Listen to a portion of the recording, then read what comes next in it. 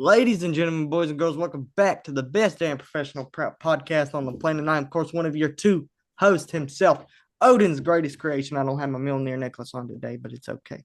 The gift to this generation, Mr. Perfection himself, Lakota Carter, and I'm here once again with my guy in the chair, the Ned to my Spider-Man, the Peacemaker to my Vigilante, the Huckleberry to my Buck. We are here to talk with Magic Fingers himself about the Royal Rumble. And man, I'm going to say something controversial. This was the best Rumble in the last 10 years. I said it. Could go I back have even further, probably. maybe even further. Yeah, because let me turn you up a little bit on my side here. Because man, it was predictable on who was going to win. You know, it was either going to come down to one of those two. You could clearly tell, it was going to come down to Roman and Gunther as the field started thinning out. Um, But although it might have been predictable, it was the most entertaining and fun time that I've had with a Rumble match in a long time. It And went by so fast. The it men's did it did. because it was nonstop entertainment. Yeah, it was just straight up fun and entertaining, which is what a Rumble is supposed to be. And I said Yes. to her, and I'm going to say it here on the podcast, so in a year y'all can hold me accountable. If Saudi Arabia can put on shows like that consistently, I am completely okay with them buying WWE. I'm completely fine with it. Now, I might come to regret that the next year, but if they can consistently do that, then I'm completely fine. Drew, tell me your thoughts on the entire show, man. We're not going to cover every match. We'll tell you guys who won every match, but we're kind of on a time crunch here for this episode. So, tell me how you felt, man. How you feel about the entire show? Let's start with the women's rumble. How you feel about how that played out? How that played out, it was great. I mean, it wasn't. They had more of the surprises Yes, than anything else. I was shocked at how many NXT women they called up, but they called up the greats of the yes, selections they had. yeah, So I can't fault them for that. no, They usually always have the women's NXT champion in there, so they did. mm-hmm, Um, but I was shocked at the final three. yeah, I truly was. I'd called it that it was going to be Liv Morgan turning on any surviving member of Judgment Day that yes, was there at the time, so yes. that she could take an opportunity, and she did, and that's going to cause a major issue. But she threw out Raquel. Raquel has a match on Raw in 48 hours against Stephanie Vaquer for that title. Yeah. So now Liv has won the Royal Rumble. Does she go after, if Raquel wins, does she go after that title or does she go after Jade? I feel like it's right on the nose. And I feel like because I don't think it would have felt as impactful as it did if it was Roxanne or, if it was the other female member of the Judgment Day, because her and Raquel are the closest in the Judgment Right, Day. Um, right. so I think Raquel's winning on Monday. Of course, we'll have 48 hours to find out, but I think for me, the Stephanie Vecker title reign just hasn't worked. Yeah. Um, she's great. She's wonderful, but she's better at the chase for the championship than as champion. Yes. But Um, it is also her first. yes. So we'll see what happens after she gets taken away or loses it, whatever the case, and Mhm. then works her way back up. Let's get her some more experience, other titles, and Yep. then elevate. Yes. Um, I will say I think this Royal Rumble did a great job at showcasing the women's division and the diversity that is in that women's division. I was very surprised by the final three. Of course, the final three were Sol Ruka, um, Tiffany Stratton. Tiffany Stratton, and Liv Morgan. And the way this Rumble ended was amazing. It was so Yeah. unpredictable. You didn't know who was going to win. They made you think that Sol Ruka could have won this thing. Uh, Yes. and that's what makes a Rumble great. And they did that with the men's Rumble too. They made it to where either man could have won, and we just didn't know. Right. And to me, that's the most important part about a Royal Rumble. We can have all the surprise returns we want, um, but at the end of the day, it's Would have just liked to see more in the men's, but it yes, was nice to absolutely, see Brie Bella come back. yes. That Um, That's the You know, highlight of the women's rumble for me. right. It And was like you stated while we were watching it, she is likely going to team up with her sister, yes, go for the tag titles one more time, yes, which the tag titles, the women's tag division has been building up. So yeah, let's throw in another, I'm not going to say great tag team, but a good monkey wrench to throw into that division. But they'll do one more time in before they turn on each other like they always do, and then they'll call it quits, likely for good this time. But it's interesting to see. It will be interesting to see how all of the tag teams that were involved in the match, how they continue after the match as well. yes, yes. I think that this will be the most entertaining and interesting Raw of the Oh year. yeah, definitely do not miss. Yeah, it's going to be the most entertaining and interesting Raw of the year for me. Yeah. Because we don't know who's Roman going to choose at WrestleMania, and we know whoever Roman doesn't choose, the winner of the Elimination Chamber, will face that person at WrestleMania. So that's making me think maybe Cody Rhodes wins the Elimination Chamber. I personally don't want to see that. I would personally, I don't want to spoil too much of the men's match because we'll get to that when we get to that. But the way they did this, I personally think Jacob Fatu needs to win the Elimination Chamber. And I think him and Cody both need to be in it. And I think the last two need to be him and Cody. And we need to have where Fatu just barely beats Cody Rhodes by the skin of his teeth. And then Cody Rhodes can come out and say da da da da da. And then Nick out as being the great manager that he is. Oh my God, thank you, Jesus. Sorry, guys. Hold on. Our water is off and I haven't had nothing to drink in all day. So we're melting ice cubes. Jesus. Okay. I thought the champion had to defend their belt in Elimination Chamber. So it used to be like that, but from my recollection, in the last couple of years, we've had whoever that the winner of the Rumble doesn't choose, the winner of the Okay. Chamber gets that guy at WrestleMania. Like with Okay. Cena, Cena won the Elimination Chamber. I see what you're saying. The Royal Rumble winner last year already had chose Gunther at that point, and so Cena was going after number 17 against Cody Rhodes. It used to Right. be like Oh, that. It used to be where the champion had to defend their belt in the Elimination Chamber, but I kind of prefer it the other way because yeah, it that makes gives a little sense. it gives another title match on that main event card. Now I know what they're saying. But the women get the main event one night. Not necessarily. The women didn't main event last year in either of Nope. the nights that they won. They Nope. just get a title match at Mania at this point. Um, Jesus, I'm so sorry, guys. I'm freaking dying. We have plenty of water in that pot, so drink that. Oh my gosh. Oh, um, yeah, but it's historically been for the last couple of years that guy who wins the chamber faces the other champion. Um, Right. but That yeah, makes sense. I was very happy with this women's rumble. I would argue that it was one of the most entertaining women's rumbles of all time. Uh, it was very well thought out. It just wasn't rushed. It wasn't predicted like the past couple of years. Um, Last year, again, it wasn't predictable, but we kind of knew that Cena would go down to the last two. We just didn't know that Jey Uso would win, and we thought Cena would win. Right. This year, they made it. Both of them were so unpredictable because all three of them in the women's match, you could have seen winning the belt. Right. So, and winning the Rumble. The match after that is the match that broke my heart on this Yes. show. And I know he went to put his gloves down. Of course, we're talking about AJ Styles and Gunther. AJ lost. In a weird way too. He didn't even give him a 3 count like they did Cena at Saturday Night's Main Event. He just shook his hand and he was out. But a little detail that I don't see a lot of people talking about right now online is AJ went to put his gloves down But come back on. and he put them back on. His WWE's career is over, not his professional wrestling career. Right. I think this Thursday we see AJ Styles on Impact.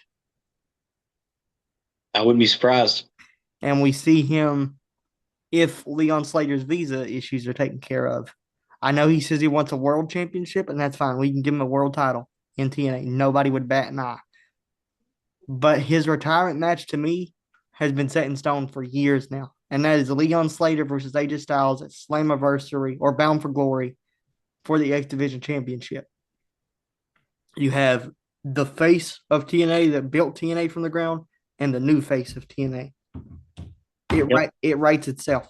So it did break my heart because it doesn't seem like over a decade that AJ Styles showed up at the Royal Rumble. I remember that day vividly. I was bawling my eyes out. Nobody in my household understood why I was bawling my eyes out because nobody knew who he was except for me.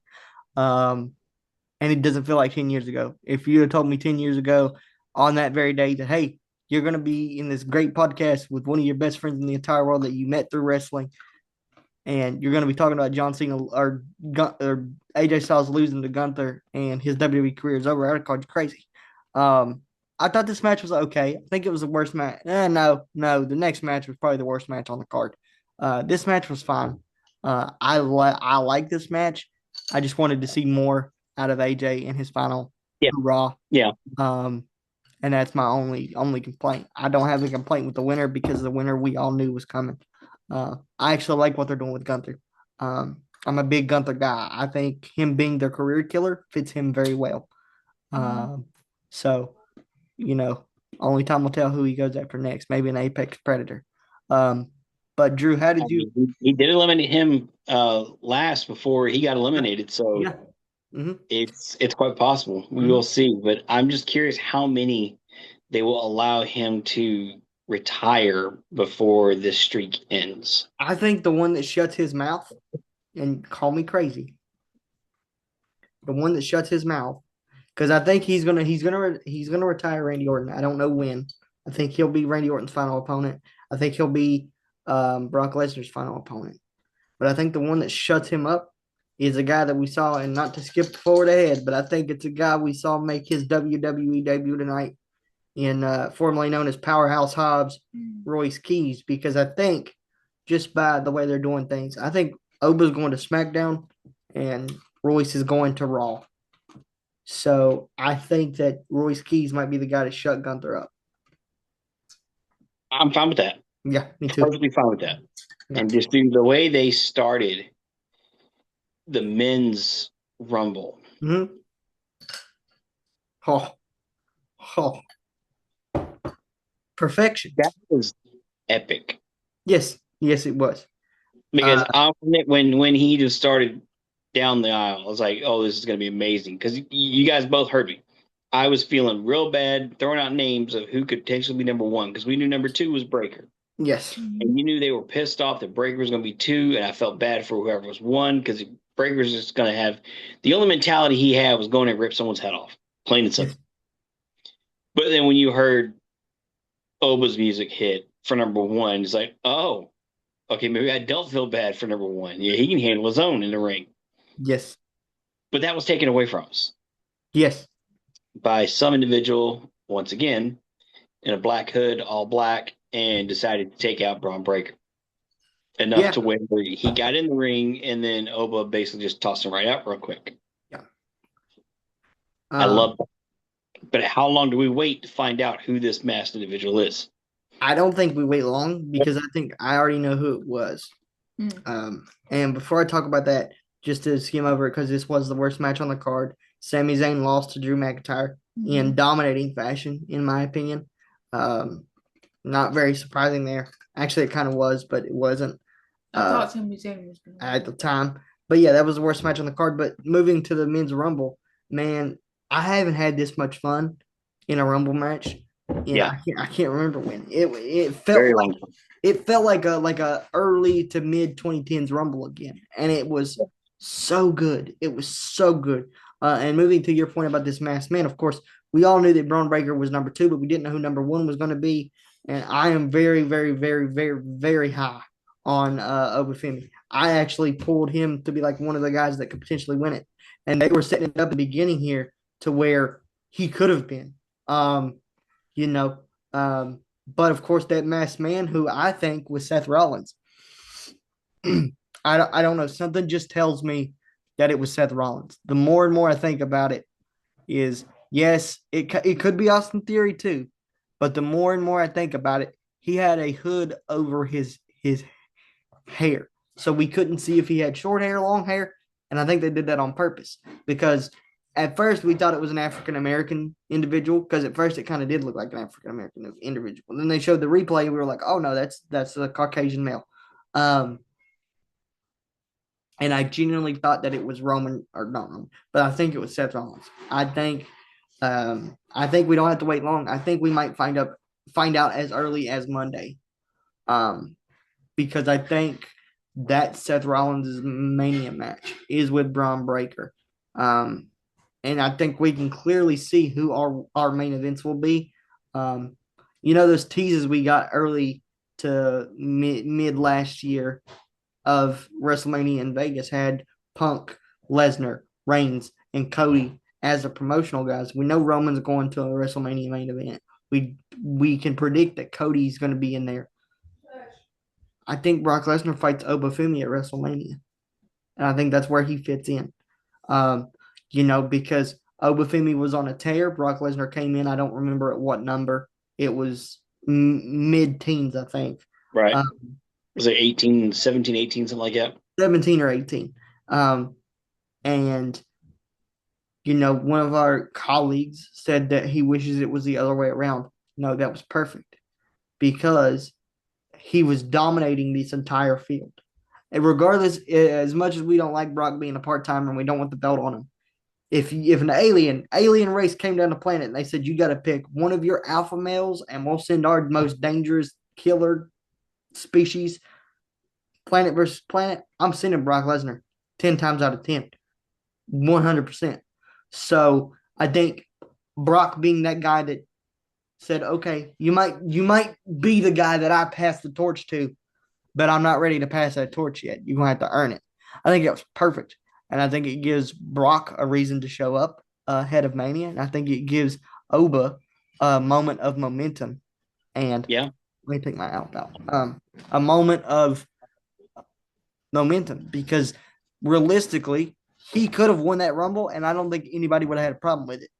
I genuinely don't because I've said it about Jacob Fatu and I'll say it about Braun Breaker. There are three guys to me that are the future of WWE, and that's Braun Breaker, Jacob Fatu, and Obafemi. I think those are your three big players. And a lot of people might disagree with me on Jacob Fatu, but I think he's the best promo in the company right now.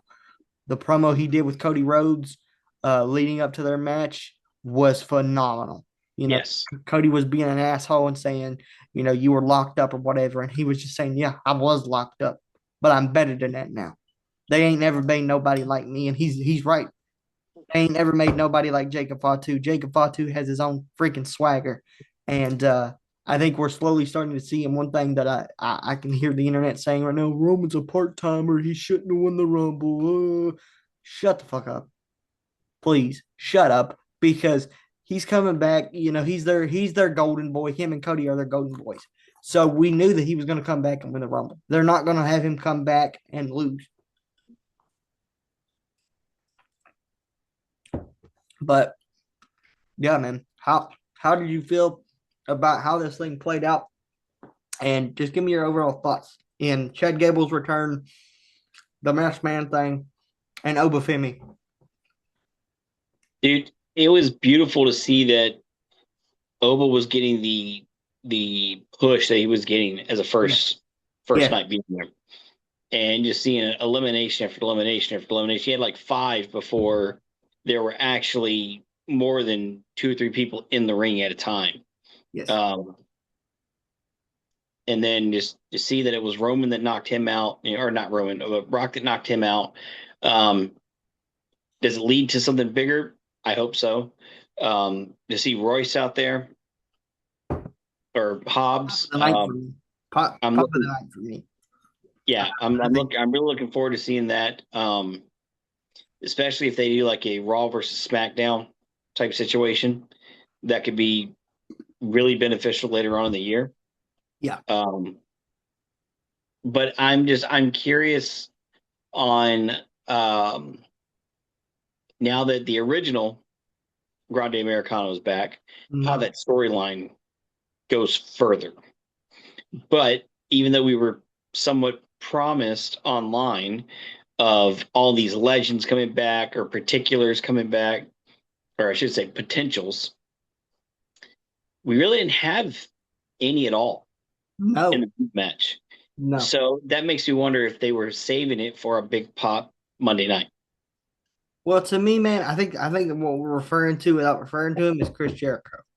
We know almost 95% that he has signed a new deal. It's not we don't know because we're not in the higher ups. We don't know. He could still be in talks with AEW. We have no clue. But Yep.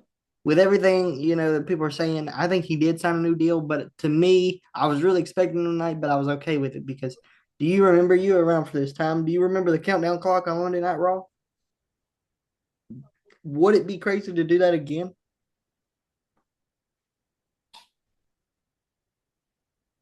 I just want to see him back. I really do. I just want to see him back because there was so much with creative that was done with him and not just with him, but with others, with him included. And Go beat the hell I out of him. thoroughly enjoyed it. Me there too. But it just depends on if he's going to be back for good, if he's going to be back at like a part-time schedule. Does he come back and create his own faction like he had at AEW, or does he just go solo? Yeah, It's yeah. gonna be freezing in a room. Because could you imagine if he had a faction Window open. and then Rollins had a faction and then, the Judgment Day versus MFTs versus the Wyatt Six, you build up all these other factions that could be very interesting. Yeah, man, and that's the thing. And a thing I want to talk about that me and you were both kind of upset about. There was no Finn Balor. Yeah. There was no mention. I mean, we knew that the Rumble was full, but how funny would it have been? Hear me out. How funny would it have been to hear R-Truth's music come out at number 30 and then he doesn't show up? And then it switches from R-Truth's music to Finn Balor's original, not Judgment Day, original music. And then we get Finn out there. That would have been perfect. I feel like he would I have. would have loved that. Oh, if he would have won and if he would have been in there and he wouldn't have won, the internet would have been like, please just go to AEW. Please, please, please, please, please, please.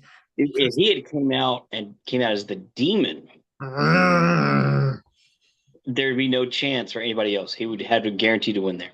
Yeah, I mean the only two people in history to beat the Demon inside a WWE ring are Samoa Joe, who beat the Demon in an NXT in a cage match, and Roman Reigns, who beat the Demon at Extreme Rules. In a stupid fucking way, by the way. I don't know if y'all remember that, but the fucking turnbuckle broke and he fell. And then they had so much cool moments in that spot where the heartbeat came and Finn was jolting back to life. It was cool. Then the fucking turnbuckle broke. He fell off the turnbuckle. Roman speared him 1, 2, 3. In my opinion, the Demon should have been protected like the Undertaker streak. The Demon should have never been beaten. Because that adds another layer to Finn Balor's character to where, okay, Finn might be down on his luck. But when that Demon comes out, when the Prince comes, you bet not miss. Because if you miss, he's going to take your head off. And I'm a huge Finn Balor mark. Have been for years. I followed that guy all the way from 2013 when he started Bullet Club till now. So it was very disappointing for me not to see him. Of course, the final four in this match were Randy Orton, Logan Paul, who is not talked about enough when it comes to Royal Rumble. This guy, in my opinion, has the most Royal Rumble impressive impact. Yeah, I agree with that. Honestly, in history, because how many people do we know that has consecutively, year after year, been in the top 5 or top 4? There's not many. No, it's a small handful. And so Logan Paul needs to be in that conversation of the guy, that is always there. And when do we let him win one? Right. Is my question. Right. That is the big question. How long do we wait? I mean, you're going to call me crazy. I'd have been fine with him winning it today. I'd have been completely fine with it. I think it might have furthered the Vision story. I don't know. That would have made it even more weird of what you guys, they were supposed to be helping Breaker win, but all of a sudden he's magically attacked and then one of the other members of the Vision win. Yeah. That storyline go. Here's the question though. When he was being attacked, where the fuck was the other Vision members? I mean, the attacker got in and out before anybody else could have potentially got out there. Yeah, but as soon as I would have saw him getting thrown into those steps, if that's my boy and he's in my group, I'm running out there. Like Yeah. as soon as he gets thrown into the steps, I'm not waiting until my number gets called. No. If Yeah. that's our golden goose and Paul Heyman believes in him like Paul Heyman believes in him, I'm running out there as soon as he gets thrown into those steps. That's true. That's true. So I don't know, man. I don't know where we go with this. I'm excited to see where we go with it. This time, just do not fuck it up because the first Masked Man, as you guys know, I had a whole 30-minute tirade on how it was one of the worst reveals in fucking history. Agreed. And it was. So I hope they don't disappoint us with this. One of our other main event mafia colleagues thrown out that it was Seth, and I can agree with him on that. I might not agree with him on a lot of things, but I kind of agree with him on that. Um, How awesome would it be though if the person that attacked him, because they're showing that replay now on the Post show. uh, post show. Mm-hmm. What if it was Adam Pierce?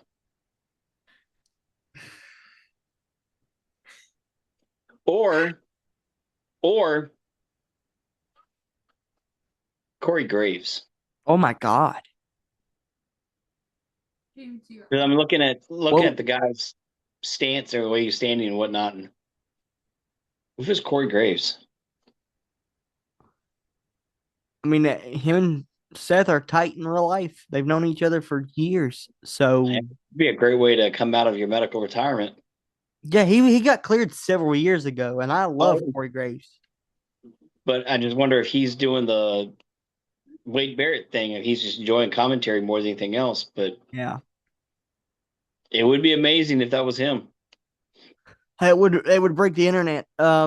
Yeah, man. Only time will tell. I think WrestleMania season has just got really, really, really, really fucking interesting. I Yeah. think this is the most exciting. Like we were talking a few weeks ago. Of course, we didn't have an episode last week. I told you guys because of weather and everybody. Like this weather has been crazy. I have no running water right now because our pipes are frozen. But as soon as the ground gets warm, they'll unfreeze. That's why I'm not freaking out about it. This weather has been absolutely insane.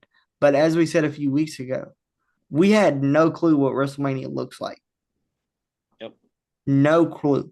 And we all know that the Rumble by the Rumble comes around, we can kind of put together what's going to happen at Mania. This show showed us everything I think we need to know about WrestleMania is going to look like.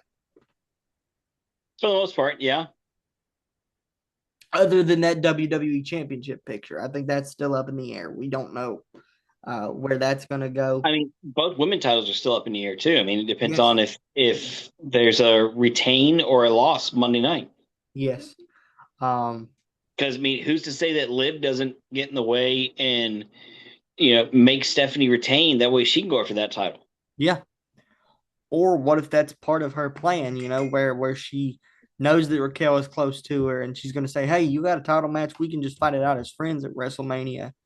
And then she wins the title, and then when she wins the title, they're all in the ring, and Liv Morgan just beats the shit out of her. Right. So I don't know, but I haven't been this interested in WWE's product in months. I am so invested, so ready to see where they go. We still have Collision coming on at 8 o'clock, guys, which is also a can't miss for me because I know this is a Royal recap, but we didn't get to cover what happened Wednesday. The Psycho Killer himself. What? That might be the quickest jump ship in wrestling history. But we could see the same thing this week potentially with AJ Styles going to TNA. Yes. We could see something amazing like that 2 weeks in a row. Yeah, what a time to be a wrestling fan. I mean, it is just nights like tonight make me realize like wrestling might break my heart sometimes and make me aggravated, but damn it, it still knows how to make me feel like a kid again. Yeah. And man, I'm 22 years old. I'd say what, early to mid 40s. I'm for it. Okay, all right. See, I nailed it on the head. So you've been alive long enough to see the ups and downs and bad periods in wrestling. I have only experienced one bad period in my lifetime, and that was 2017. God bless, what a terrible year that was. Roman Reigns getting the dog food dumped on him. That was one of the hardest times it was to be a wrestling fan.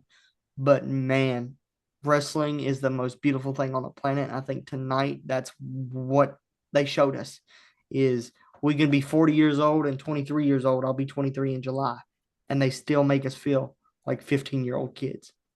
I just want them to continue nights like tonight. Just be fucking consistent. That's my one complaint with WWE. Yeah. Be consistent. It was longer than their usual 3-hour show.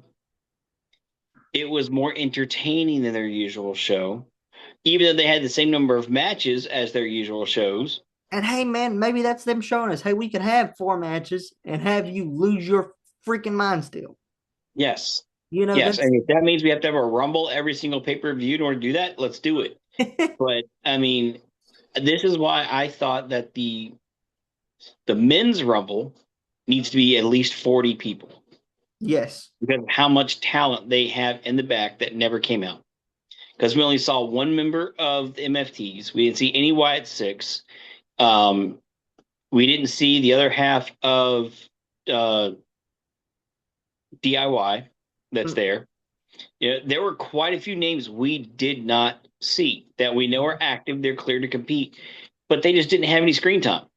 No Finn Balor. Again, I'm going to Balor. I mean, no men of the Judgment Day.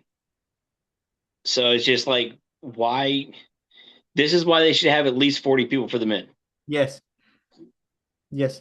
And before we close this show out, I'm going to get to you because you're probably going to be our third host from this point forward, and I'll get to that in just a second. How do you feel about this Rumble? I mean, you watched last year, but I think this is your first experience the Rumble hype. As y'all know, if you know me well enough, you know me to know that I love Pizza Hut. If it was up to me and I had thousands of dollars, I would eat Pizza Hut every day of my life. I couldn't. I get Pizza Hut twice a year. Rumble and Mania. This is my favorite event of the year. I literally started binge watching Mania or Rumbles after Rumble last night. How did you feel about this show? And how you feel about the future landscape of WWE? It was better than what I watched last year. So much better. Yeah. If they can keep doing this, then maybe you see a successful future. Maybe. Right. It's good. Just keep on doing what you just did tonight. Because for the first time, I think in this podcast's history, again, we haven't seen Collision because Collision doesn't come on until 8 p.m. But I think this might have been better than anything we saw this week, including Dynamite. Yeah. So for the first time in this podcast's history, WWE, you win the holy crap moment of the week. We're gonna start doing things since it's only gonna be 2 of us or 3 of us. I want to start doing a weekly trivia question. And I'm gonna leave you up. I'll do one week and you'll give me one the other week. Okay. We'll start that next week. Like I said, Drew's got work. He's got to get back to work, so we're on a time crunch. But I feel like I owe it to you guys to address this. And Drew, I'm going to do it as professionally as I possibly can. A lot of people have been asking me, man, where's John? Where is he? The guy, we just had creative differences, man. He doesn't take it as seriously as we do. We've talked to him several times, and maybe it's just a bad point in his life right now to where he can't separate wrestling podcast from life. Maybe he's just stressed out. We love the guy. We don't wish him no ill will or anything like that. He will no longer be a part of Main Event Mafia from this point forward. He may come back in a year or so. We don't know. I don't know if we need to give him time, but we're going to give him time to get his shit together. It's nothing personal. We love the guy. He aggravates me up a wall sometimes, but still the dude. Still Eddie Kingston Jr. and always will be. But he is no longer affiliated with Main Event Mafia, Brotherhood Entertainment, etc., etc. So there you guys go. Please do not be flooding my inboxes with questions on like, what happened? Did y'all have? No, we don't got no beef. It's frustrating as a showrunner. So don't be flooding. This is the last time I'm going to mention it. Don't be flooding my DMs. Don't be go looking up Andrew and trying to flood his DMs because it's not a personal beef. We don't want the guy we don't wish him any will harm. I want him to succeed in life and everything. But Drew puts it, and Drew, you deserve your fucking flowers, dude, because we don't talk about it enough. This guy is the most, other than my father, the most devoted father I've ever met in my life, the most devoted husband I've ever met in my life, and the second hardest working man I've ever met in my life. And for him to allow me to get to know him as a person and share this podcast with me, he deserves his flowers. And I appreciate everything you do on this show and appreciate your friendship and everything you do as a human being, because if the world had more Andrew Morgans in it, it would be a lot better off. With that being said, ladies and gentlemen, this has been another fantastic episode of the Main Event Mafia podcast. I am one, of course, of your two hosts himself, Odin's greatest creation, the gift of this generation, Mr. Perfection himself. That has been Mr. Magic Fingers. Thank him again for coming on. We should be back on regular schedule. Drew won't be here next week, I don't think. He got a family matter to attend to. We'll hook up maybe on Sunday or so. Yeah. Because yeah. Okay, yeah. I'm over here. Yeah. Next week is Super Bowl. So we hope you guys enjoy the Super Bowl. I don't care. I'm not gonna lie to you. You know I bleed orange and black. The commercial is gonna be great. I'm literally watching the Super Bowl for the commercials. Could not give a shit about any teams that are in it. But the fact that we're going to get our first official Doomsday trailer, the fact that we're going to get our first official Spider-Man Brand New Day trailer, that's all you had to tell me. Yep. So thank you guys. All I had to hear. all I had to hear. It would have been great to see Joe Burrow, suited up. Or Patty Mahomes to suit up one more time. Because as much as I give Drew hell, I like me some Patty Mahomes. And we wish him a speedy recovery to his torn Achilles. That was one of the nastiest things I've ever seen. But thank you guys for watching this episode. We really appreciate it. And again, I'm going to say it one more time because y'all motherfuckers are hard-headed. Do not blow my DMs up or Drew's up about the John situation. It's the last time it will be addressed. That's it. It won't be addressed no more because we're not 15. It's not a fucking internet drama. So there y'all go. There's your questions answered about John. Thank you, Andrew, for showing up, man. And hopefully you guys tune in next week. Actually, I know you will because we're the best podcast on the earth. And remember, ladies and gentlemen, don't fuck with the mafia.